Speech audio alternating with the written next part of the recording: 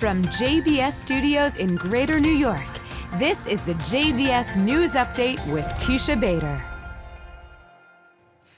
I'm Teisha Bader with the JBS News Update for Monday, January the 23rd, 2023. Over 100,000 people took to the streets of Tel Aviv Saturday night to protest planned judicial reforms under Israel's new government, with mass rallies on Kaplan Street and Habima Square, and additional demonstrations, though not quite as large, also taking place in Jerusalem, Haifa, and Beersheba, among other cities. Those who gathered in Tel Aviv included former Minister of Defense Benny Gantz and former Prime Minister Yair Lapid, both of whom tweeted their commitment to continue to come out and protest. Lapid wrote, "What you see here today is a demonstration in favor of the state. People who love the country came to defend its democracy, its courts, the idea of a common life and a common good. There are Israel lovers here who came to demonstrate for a democratic Jewish state according to the values of the Declaration of Independence. We will not give up until we win." Lapid, meanwhile, said he has spoken to Israel's President Isaac Herzog about creating a presidential committee to find balanced and not radical judicial reform for Israel. Such a committee, Lapid wrote, would formulate a real, balanced, and considered proposal to correct and improve the judicial system and to regulate the relationship between the judiciary and the legislative authority. In speaking to a meeting with the Shas party today, Israeli Prime Minister Benjamin Netanyahu said his government was here to save democracy and that claims to the contrary were part of a propaganda campaign based on lies, saying that his government would restore a balance between the judicial and legislative branches in Israel. Netanyahu yesterday was forced to dismiss Shas leader Aryeh Deri from his cabinet following the High Court's ruling last week that he must do so.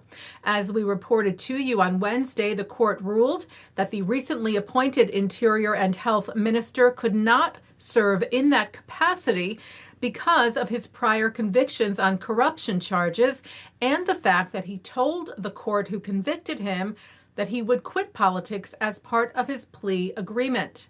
Netanyahu was cited by the Times of Israel telling his cabinet yesterday that he was compelled with a heavy heart to comply with the court ruling. Deri, however, said the ruling would not keep him from political life, that he would continue to lead the Shas party as a member of Israel's Knesset. Jewish organizations are responding to reports that the Municipal Council of Barcelona will consider a proposal to cancel its sister city partnership with Tel Aviv, promoted reportedly by the city's mayor, Ada Colau, and the BDS movement, the Boycott, Divestment, and Sanctions campaign that seeks to delegitimize the State of Israel, claiming Israeli human rights violations. The Anti-Defamation League CEO Jonathan Greenblatt sent a letter to Colau urging her and the council to reject this discriminatory proposal, which he said singles out Israel for condemnation among the over 20 countries whose cities are paired with Barcelona, saying this would be a shameful decision that would only embolden BDS advocates.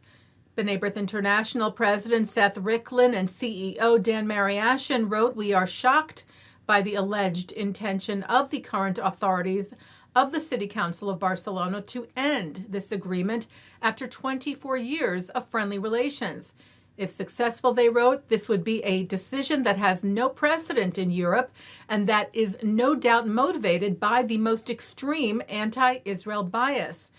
The Federation of Spanish Jewish Communities also wrote a letter to Colau calling on all politicians in the Barcelona City Council, like their predecessors, to allow Barcelona to continue to build bridges of harmony sensitive to all minorities and to avoid promoting discourses of rejection and isolation.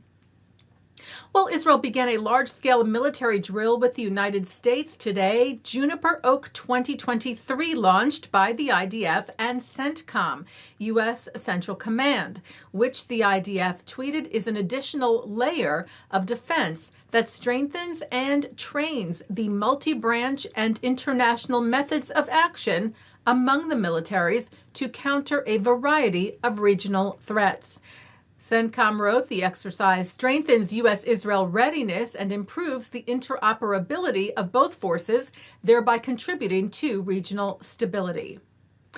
Taking a look now at our programming for tonight on JBS for Monday, January the 23rd at 7 o'clock, Yonah Jeremy Bob talks about his book, Justice in the West Bank, the Israeli-Palestinian Conflict Goes to Court. At 8, Shahar Azani sits down with reporter Mohammad Majadleh to discuss the recent Israeli elections, Arab-Israeli politics, and society on this JBS special, Eye on Israel, from Israel. At 8:30, Elisha Wiesel, son of Holocaust survivor and Nobel laureate Elie Wiesel, speaks with JNF USA CEO Russell Robinson. At 9, Mark Golub sits down with Eugene Aryeh Leibovitz, who talks about his survival at Auschwitz on L'chaim.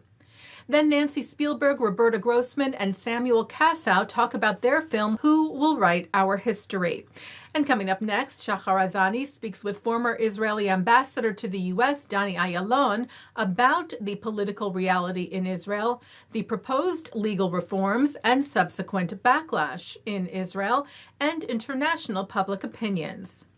And that's the JBS News Update for Monday, January the 23rd, 2023. I'm Teisha Bader. Stay healthy, stay well.